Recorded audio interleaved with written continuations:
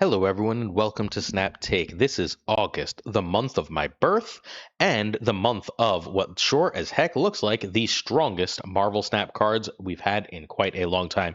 And coming off the Fantastic Four First Step season, that is saying something. Let's look at what I'm sure is an absolutely insane season. Even the Series 4 cards here seem great. Honestly, potentially the worst card of the season is the season pass card. We have Galactus First Steps, who is a 6/12. Really great base stats for a 6. If it's less than 12 and it costs 6, it usually has to discount itself to be worth it. My Herald is the next character I see you play, and turn +2 power if you're winning my Herald's location if in hand or play. So what we think this means, is you draw Galactus and he sees you play a character. You play that character. If you win that location, Galactus is going to get +2 power. If you can keep winning that location, you end up with a 14, 16, 18 power Galactus. He was data mined as +3 and then nerfed to +2, which suggests that he is, when he goes off, a lane winningly big card. We've had big sixes of this type before. Think Blob, not going to be as good as Blob. Promise. Think Red Hulk, could be as good as the original Red Hulk. We've had this type of card before. We've had this type of big scalar 6-drop, and Galactus is in the latest in the line of them. We will see if the current context of Marvel Snap is conducive to this card being extremely powerful, or if it just is a big body that will be in an occasional strange deck. Before we talk further about Galactus First Steps, if you'd like to win this Season Pass card for free, all you have to do is sub, like, and leave a comment. I'll tell you what comment to leave by the end of this video. We give away, generally speaking, between 5 and 10 of the Season Pass card a season, so keep it here. We give away 5 the first week and then 1 a week thereafter. Galactus First Step Synergy. So he's probably the best generically big 6, so when that's good, this is going to be.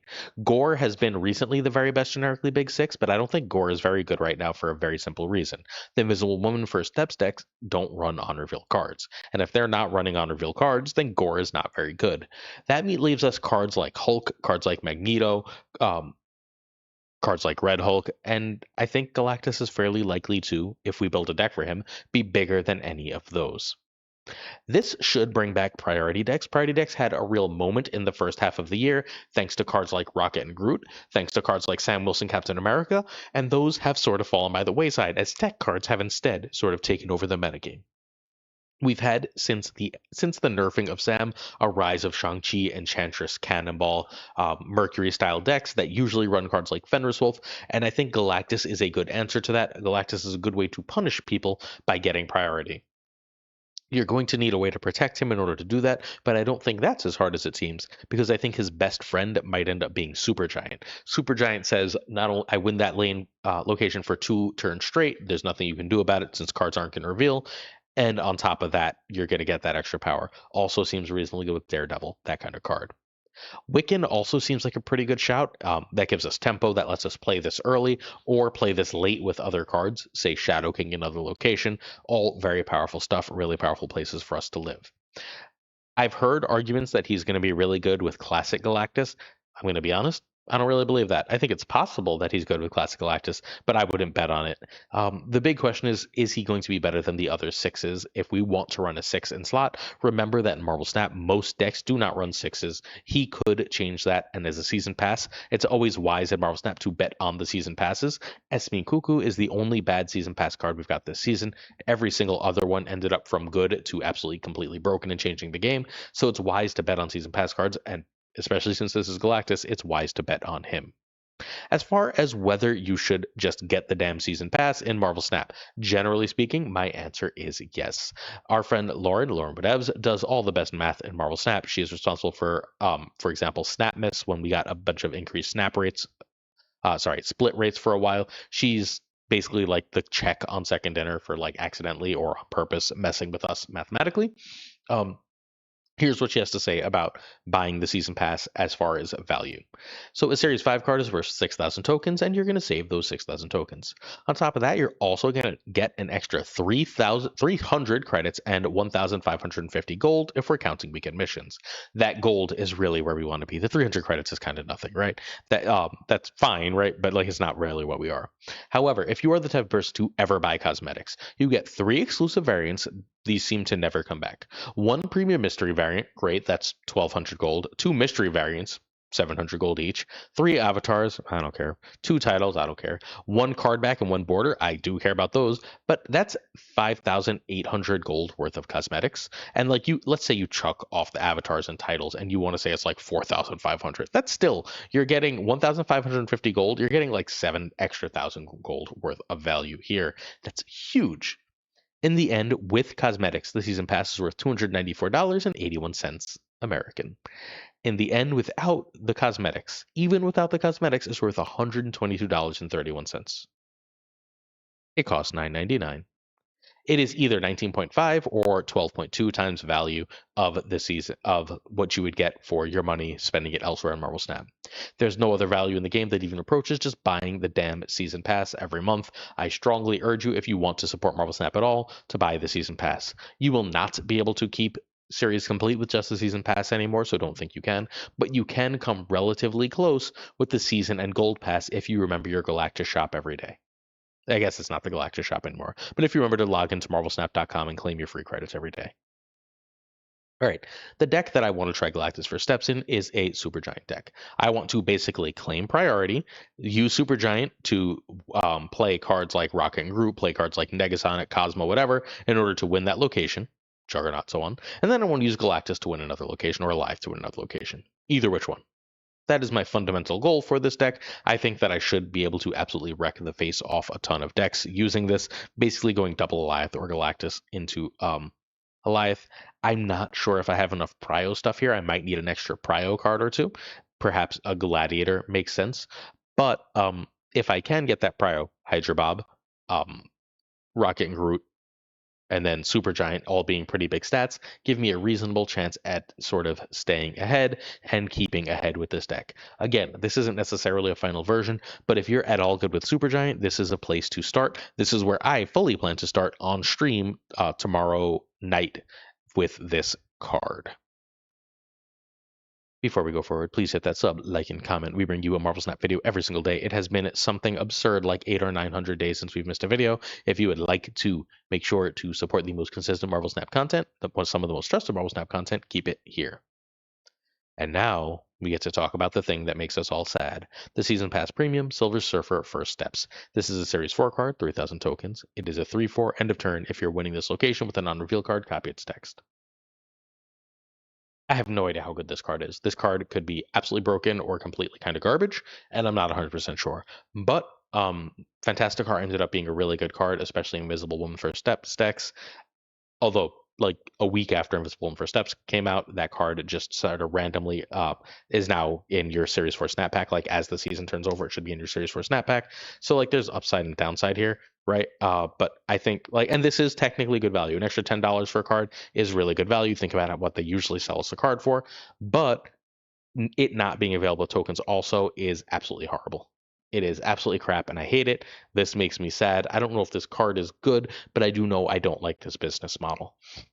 Yes, I have told Second Dinner that. I speak to Second Dinner fairly regularly through the creator program. I have made it clear, as have many other creators, that we don't like this practice. We don't find it acceptable. They should be offering this with tokens, and then if you want, or like a variant with tokens, and then if you want to spend for, you should be able to buy the Season Pass Premium and get a variant of the card, but you should still be able to buy the card with tokens. That is my contention. It's a lot of people's contention, and I hope that the pressure we're putting on Second Dinner leads to a positive outcome. I think it might. All right, so I think small good cards and Surfer immediately stand out for this card. There's a possibility that this gets you a double Surfer.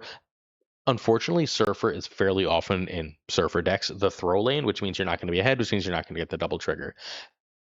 And I'm not sure how many other unreveals I really want to trigger in Surfer, but small good cards decks do have some stuff we really want to hit. In particular, I think one of the easier ways to use this is going to be with Cassandra Nova, because double Cassandra Nova is so good.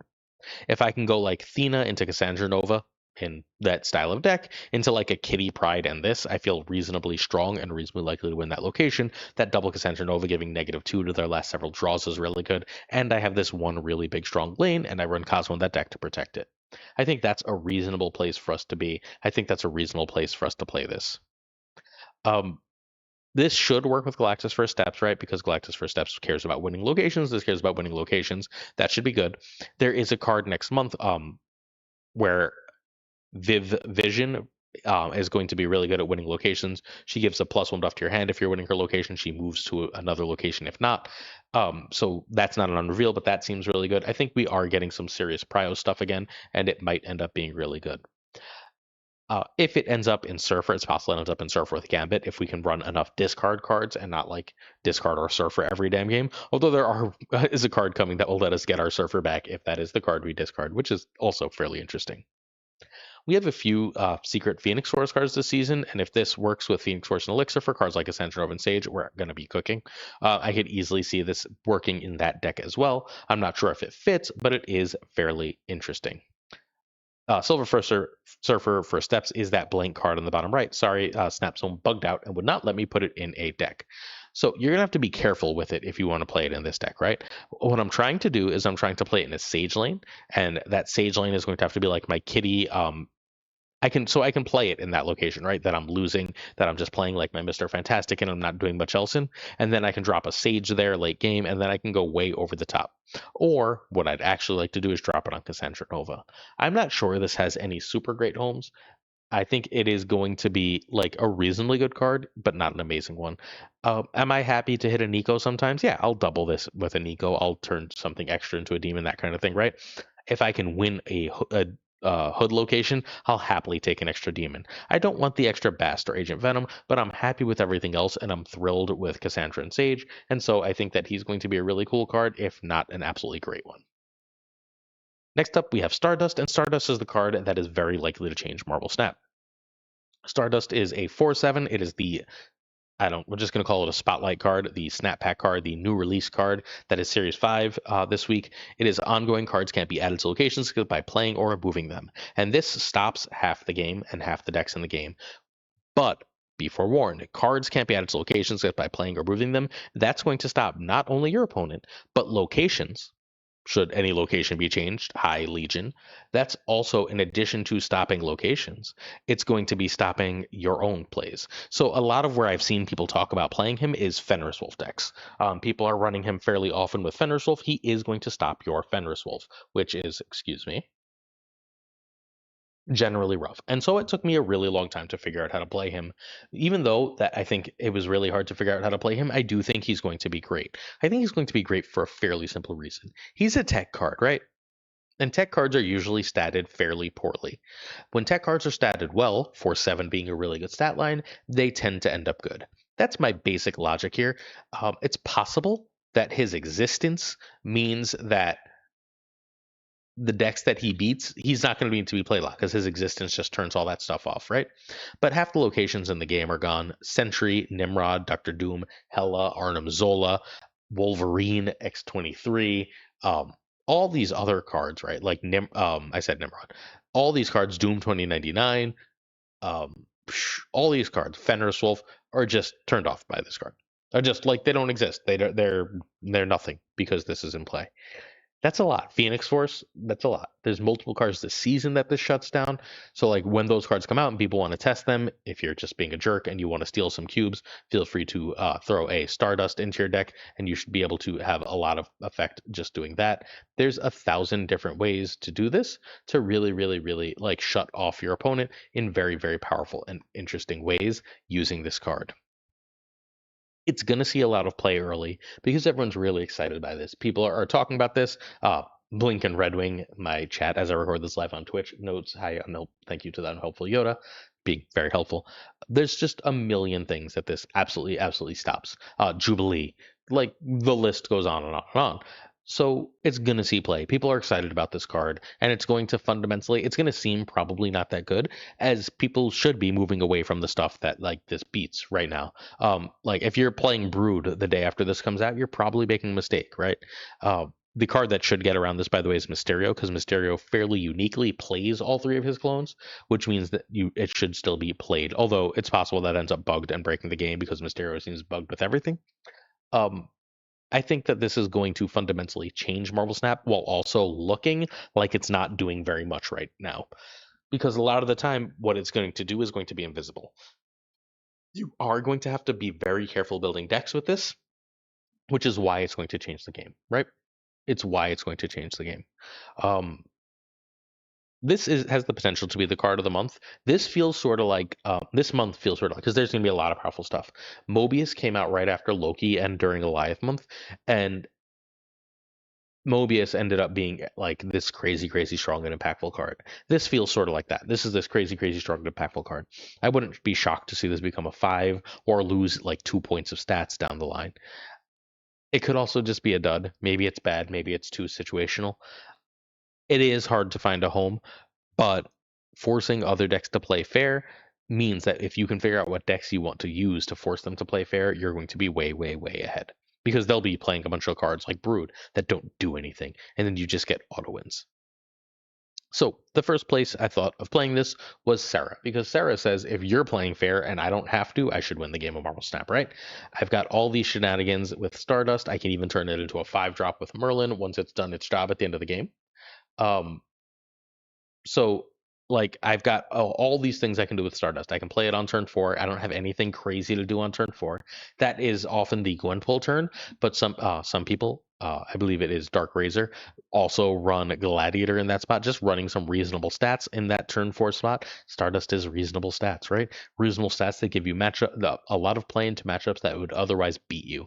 Things like that Nimrod, things like that Hela. So that's a really strong place to be. That's where I want to be with this deck. Just a card I can casually play on turn 4, and if I get lucky with Mr. Fantastic on turn 3, or I can run Surge for that extra optionality, Surge perhaps over Merlin, for that extra optionality to get Stardust out early, or Sarah out early so I can Stardust on 5. But either way, this should be very, very, very good. This is an extremely powerful card in making sure that your tech deck does not get sort of scammed out by things that can go over the top, go too big, too wide in too many ways. I think Stardust is going to be great. I hope I'm wrong. I hope this card disappears relatively quickly. I hope it gets nerfed if it is good, because I think that the way this changes Snap is fairly fundamental to so very much of the game. Speaking of cards that Stardust counters, we're going to go through like 15 of these. Redshift. It doesn't explicitly counter Redshift, right? But Redshift is a 2/3 Series 4 card that will be in Snap packs as the series turns over. On reveal, discard the leftmost card in your hand to add a random card with the same cost to your hand. This is a Hela card and an Agatha card. You can potentially throw an Apocalypse discard, right? But it is a Hela and Agatha card.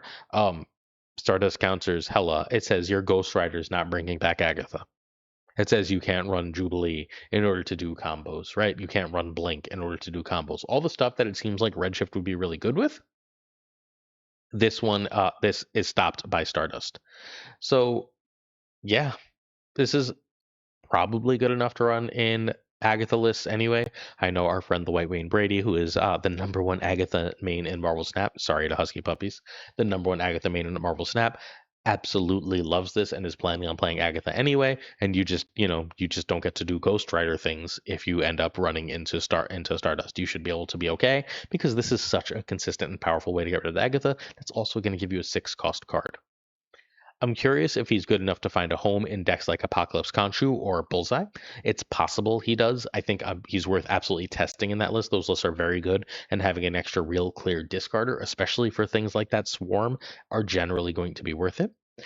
There's a big question though about whether his card generation is going to whether the card, like let's say you hit Apocalypse or Scorn or Swarm, is the card going to regenerate first, or is it going to create the created card first? Because it's going to matter for Blade, right? On turn 3, playing this into Blade, it matters what that right card is.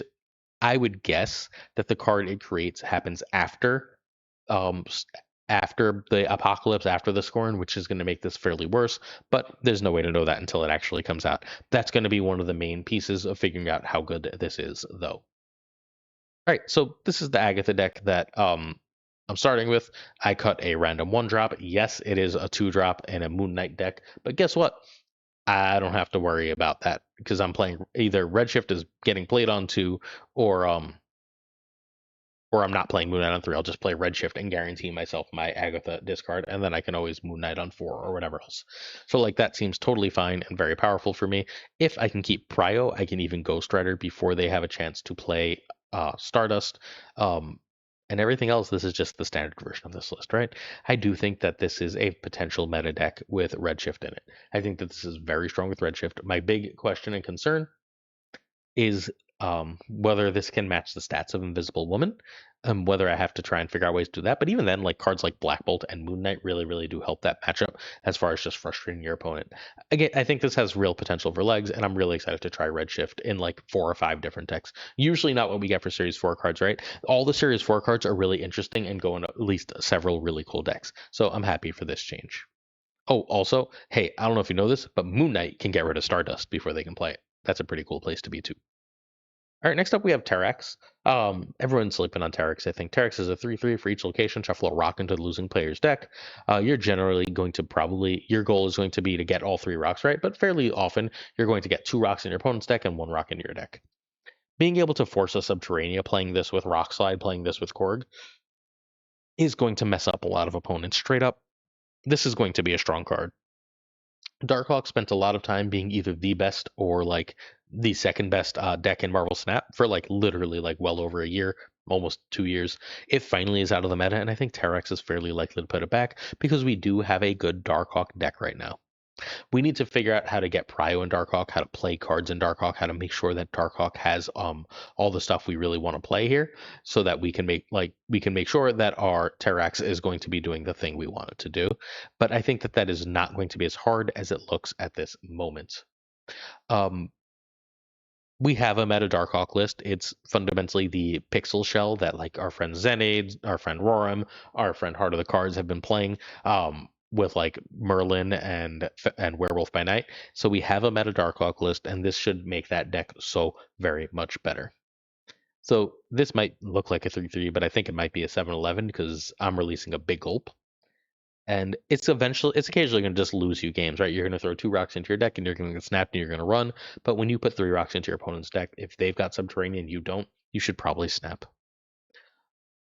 Pixel the Tamer. So this deck usually runs Juggernaut. I threw Terrax in the Juggernaut spot as a way to just sort of say, let's go. I should be able to dominate with freaking Terrax in this list, right? I don't have to play Terrax early. Just like even a Terrax on turn 5, it just seems really, really strong. Terrax on 4, like with a Merlin spell or with a Kate Bishop, seems really strong. I don't know. This one seems really good to me. I don't want it to be, but I think this is going to be better than people think. So I'm running Hood, which is anti-Terrax synergy, right? So I have to be careful with that. Maybe the Hood gets cut here, maybe not. But the Hood does have anti-Terrax synergy. It's possible I add Juggernaut and cut the Hood, or I add a different one-drop like Hydra Bob in that spot. We'll see. That'll be a thing to keep an eye on. That is the one the one card I am least convinced on here. I think the rest of the deck is just settled. So Korg is put a rock in the deck, get some nice early power. Shadow King is a late game play, turns off all the blue power, right? We're going to go over a whole bunch of stuff here. Sorry, because I think this one is interesting and people are really sleeping on this card. Kate Bishop gives us arrows that move werewolf and extra cards that can help us win prio, extra cards that can help us frustrate opponents. Like, you know, they're going to be fighting for locations if they realize you're a Terrax deck, which means if you play Korg, which means Acid Arrow gets a bunch of extra value at that point. Merlin turns some of your less statted things, your Hood, your Terrax, even sometimes your Rock Slide into better cards, your Red Guardian that's used into better cards. You turn them into extra energy too, which is damn near as good. Like, you love to see it. Cassandra Nova for shoving. Let's say we play Korg, Werewolf, Korg, Terrax, and Rock Slide, right? We've now put at least, if the game is going well, 5 rocks in their deck. That's 5 power in Cassandra Nova. Seems like a good place to be once more, and God forbid they draw those rocks. Red Guardian here. Invisible Wounds everywhere, so we run Red Guardian. Werewolf by Night is just a ton of power. It's one of the only ways to really compete with the current power level of the game. You have all these unreveals, so you play all these cards. Werewolf by Night should win. Your Terrax location is reasonably hard to win, but playing a 1-drop on Werewolf by Night really does help you win some of those locations. Rock Slide is your other rock card. Misery says, if I'm well ahead, if my opponent's playing something too slow or missing, I can snap and then extra rock them, or I can get extra demons or whatever the hell else I want. Just really, really powerful stuff. And then, of course, Darkhawk. If I can get 5 rocks in their deck, that's plus 10 power to Darkhawk. It's a good place to be, friends. That's a good place to be. All right, Frankie Raye. I'm not 1,000% sold on this, except that then I sat in chat on Twitch with a bunch of top players. Props to Hart. A lot of this was Hart's idea, but and Unhelpful Yoda, and we came up with what I think is a really good version of this deck, like an actual competitive version that I think is going to be a strong place to be, that we're going to want to play in multiple games of Marvel Snap. Although I'm not sure if it has more than one deck that we really care about, I think the deck it goes in is going to be quite strong. All right, so this is a clear buff card, and it's usually going to want to play with either She-Hulk or Sasquatch Mockingbird. You want to make sure you get out of 6. I think this is meant to be played with Galactus First Steps, but I am less convinced that Galactus First Steps actually really, really wants this. Now, all right, from there we go to, like, Sasquatch and Mockingbird aren't totally in buff deck, so we had to rebuild a Sasquatch Mockingbird deck to fit buffs. That's what we end up doing. If she could retrigger with every 6, she'd be completely OP, so thankfully she can't. As is, she's probably the card I'm least excited for this month, but I do think she's going to be really, really strong in this shell. So I think all we really need to make her good is 1 or 2 buffs, right? If we are able to buff her to a 5, she's a 10. I'll happily play a 2/10. We can buff her to a 12 with Agony, which seems like a good place to be. We can buff her by 1 from Herbie. Not ideal, but not bad. Mr. Fantastic, Phastos, and Gwenpool give us other buffs. We could play her on turn 2 just fine here, right? We can go Agony into Frankie Raye and just chill. Agony, Frankie Raye, Bishop. But the other play that I think is really strong is we can go Agony into Frankie Raye into Mysterio on turn 5. We've now played 5 cards on turn 5 to make our Mockingbird and Sasquatch as cheap as humanly possible, and we're going to get a 12 power Frankie Raye in the process. I think that is an incredibly powerful place to be as far as Marvel Snap goes, and I think that this is where we want to play the card. I want some other buff targets if I'm going to run her, right? So Mysterio is an amazing buff target for Mr. Fantastic, Phastos, and Gwenpool. Not as good for Agony, but fine. And then, of course, we can buff Herbie, right? Herbie doubling his power is basically the same thing as Frankie Raye doubling her power, except Herbie also gives us potential extra energy and other things as well. A rock that helps for our Mockingbird and so on. So I do think that this is going to be a really powerful place to be. I'm very excited for this deck. I was not excited for Frankie Raye straight up until we sat there and made this. Hey, check out a stream at twitch.tv/PulseGlazer. I should be live at about 8 p.m. Eastern. No, I should be live at about 8 a.m. Eastern tomorrow morning after the new cards come out. So if you want to see me try and hit infinite and play a bunch of games of Snap, come check out twitch.tv/PulseGlazer. Our season pass question, if you'd like to enter to win that free Galactus, is real simple here. What card are you most excited for? The last Mr. Fantastic First Steps winners are in the YouTube community post. If you won, get back to me as soon as humanly possible, please. Our next card is the Fallen One. I am unreasonably excited for this.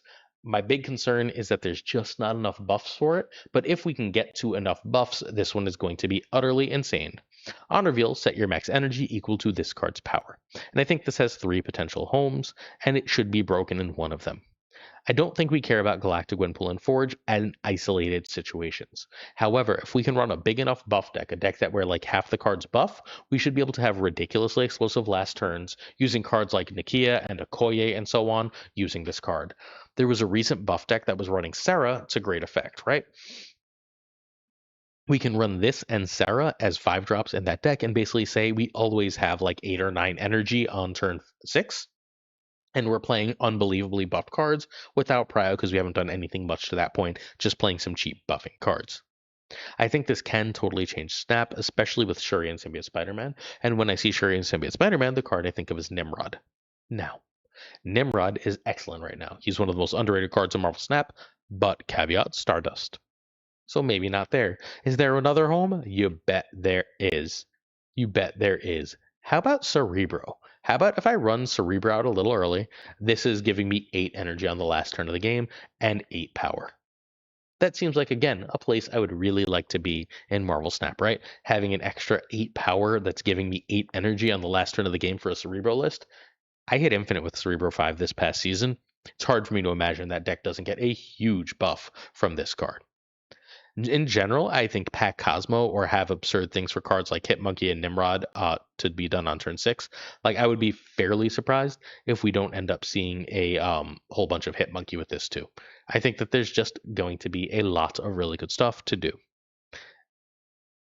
I don't know. Maybe I'm wrong. Maybe I'm coping. I feel like it's possible I'm coping. But at the end of the day, this one just seems like it's going to be like a bunch of extra energy is so hard to counter in Marvel Snap. It just, like, there's no countered extra energy. So if no Stardust, then this. That is my logic here. If no Stardust, or if Stardust has been nerfed or isn't as popular by then, this is the deck to play. We are trying to use Shuri or Symbiote on the Fallen One here. Symbiote and Fallen One means I can go Panther and Zola on the same turn. Shuri means I can't quite do that, but I can still go Nimrod and a couple Destroy pieces, especially if I've managed to get out Kid Omega. That should be plenty good, right? Like being able to go Forge into Nimrod, Trigger Kid Omega, and then still play a Carnage seems good, or still play a Venom seems like it's really, really strong. I think there's going to be a lot to like here. Maybe we want Magic, but I don't think so. I just think we want to play this. I think that this is going to be really strong, and I think that it's going to basically be like if your opponent can get that buff and you can't stop it, you just have to run. And again, anything that forces your opponent to run like that in Marvel Snap is a powerful card. From here, we go to Cosmic Ghost Rider. This one releases. Oh my God. One of my oldest friends just showed up in the Twitch chat. Hey, Buzz. So check out Cosmic Ghost Rider, who releases on my actual birthday on 5/7. On reveal, remove the text from front row enemy cards here. People are sleeping on this. I don't think people realize exactly how strong this card is. I don't think people realize how many things this affects. Stardust feels more obvious, but this one just wrecks opponents. This feels like Legion to me. I'm calling it right now. This is the new Legion. Where Legion, everyone slept on until it came out and then it was nuts. This one's going to be great. Invisible Woman First Steps is answered, Bullseye is answered, Galactus is answered, Captain Carter is answered. All those cards that are so hard to deal with that you really can't mess with are answered. Stardust is answered. If you want to play Hela, you're packing this over Legion and Hela, and you're trying to play this on turn 5 to counter their Stardust so you can still play Hela. This card is going to be wildly strong. We can ramp it if we want, but I don't know if we even need to. I'm happy to play a 5/7 that absolutely wrecks one of my opponent's lanes, turning off their whole game plan, because that's what this does. It says your Galacta is now just a 4/5. Your Bullseye is a bad 3/3. Your Carter is a bad 3/2. That's going to be great. Your opponent's going to have to try and play around this forever, and the second they forget about it, they forget about it. You know what this feels like? Negasonic. This feels very Negasonic Teenage Warhead to me. All right, so the place I want to start with this is a fudge deck, and that I altered a little bit to run Cosmic Ghost Rider. The logic here is very simple. I'm going to do a bunch of techie stuff and ruin your life. This is what was fundamentally the Fenris Wolf package, but I don't want to run Fenris Wolf right now. We could easily add a Fenris Wolf if we needed to, and then like cut Hope and stuff, but I do have extra energy. I can ramp into it. I can do Cosmic Ghost Rider and other stuff, which means I can like get extra energy again from Kitty, or I have Luna for extra energy. I can use Luna and then Cosmic Ghost Rider and get rid of the snowballs ability on the opponent's side, leaving them with that extra clog card. There's 1,000 things like this that Cosmic Ghost Rider does, and he's going to be great. Ready yourself for like the tech card month, right? Stardust and Cosmic Ghost Rider changed Marvel Snap. And yes, Cosmic Ghost Rider stats aren't as good as a 5-drop. I'm pretty sure that's just because he's so dangerous, right? Because he counters things that nothing else in Marvel Snap counters. Next up, we have Airwalker. This is one of our high voltage cards. I think only one of these might be high voltage, one of them might be another way, because there's two, but we shall see. So we've got Airwalker, who is 8/3/3, that releases on my birthday. Voltage on my birthday, which means I'm going away the weekend after, because do poopy. All right, Airwalker is a 3/3, and this card is destroyed, replaced with a 4-cost card from your hand or deck. Hey, guess what stops this? Stardust. Stardust stops this. Stardust stops everything. That's kind of what Stardust does.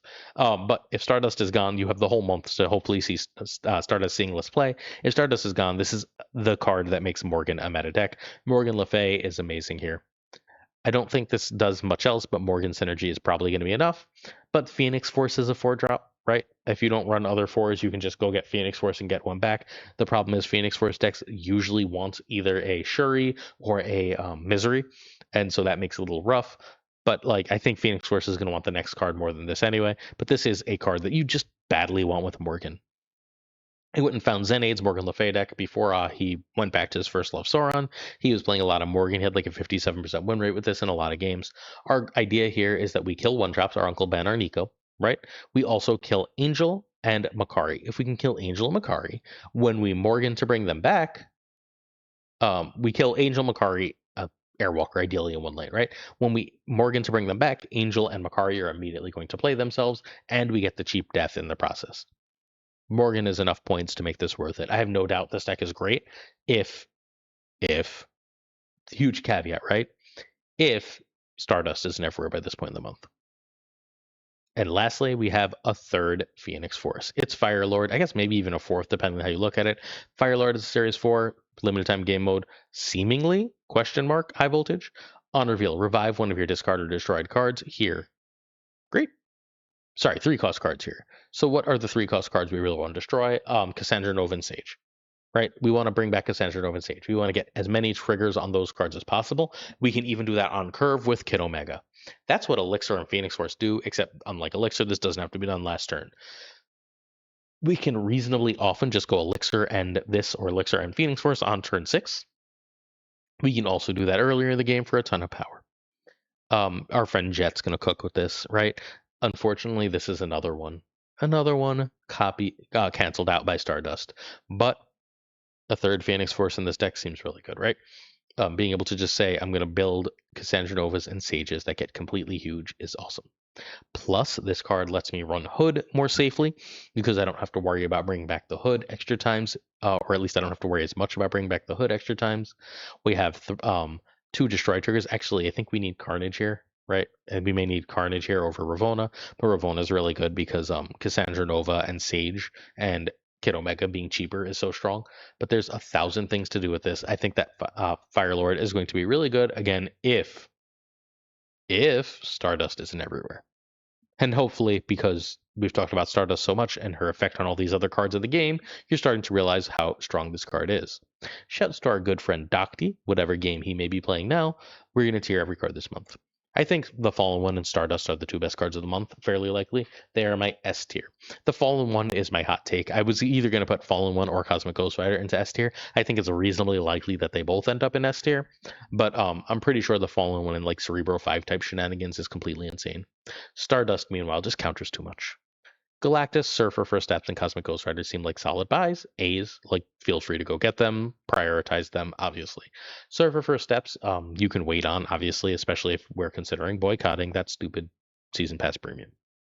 Airwalker, Redshift, Terrax, Firelord, and Frankie Nova are for builds you like. If you like Morgan, if you own Morgan, get Airwalker. If you like either Hela or...